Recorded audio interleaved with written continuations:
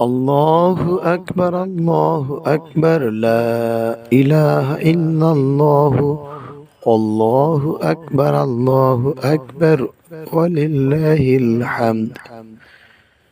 প্রিয় মুসলমান ভাই এবং বোনেরা, দেশ এবং বিদেশ থেকে যারা দেখছেন, এটা একটি গুরুত্বপূর্ণ ওয়াজিব আমল, যেটা জিলহজ মাসের ৯ তারিখ ফজর থেকে শুরু করে জিলহজ মাসের ১৩ তারিখ আসর পর্যন্ত পুরুষেরা উচ্চ আওয়াজে নামাজে সালাম ফেরানোর পরে একবার আদায় করবে এবং মহিলা মা বোনেরা নামাজের সালাম ফেরানোর পরে নিম্ন আওয়াজে একবার উচ্চারণ করবে। এটা ওয়াজিব।